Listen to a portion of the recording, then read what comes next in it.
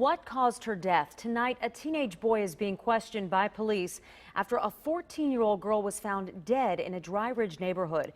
As the investigation continues, we are now learning more about that girl. John Genovese live now with more. John?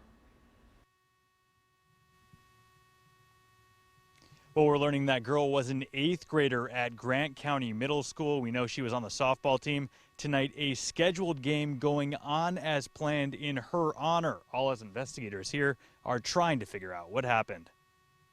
It's a sight no one wants to see. For people around here, even tougher to understand. Orange lines marking the spot where she was found. A 14-year-old girl shot to death on this Dry Ridge street. I came out, it was probably 3:45.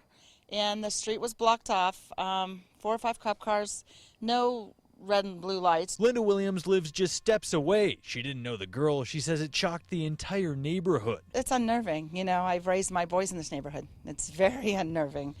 My next door neighbor, Michelle, she could see it from her bedroom window right across the street, and it just tore her up. We're learning the teen was an 8th grader at Grant County Middle School. Administrators say she was on the softball team. A scheduled game going on as planned in her honor. That gossip gets out, the rumor mill gets out that happened. Obviously, it's a huge shock for the kids. Lieutenant Rick St. Blancard says investigators are doing everything they can. State police is actively working the case. They're working the crime scene, they're processing it.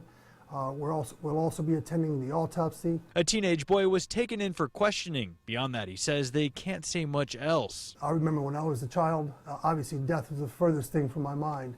So because of that denial phase tends to be quite a bit longer. Grief counselors were on hand for students dealing with the loss. This small community still left with countless questions. It's very unnerving, you know, to have something like this in the neighborhood, because we have a lot of kids in this neighborhood.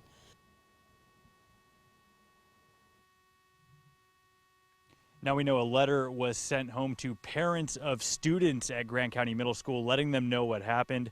We tried stopping by that softball game tonight. Administrators kindly asked us to leave, saying only that it's been a tough day. For now, reporting live, John Genovese, 9 on your side.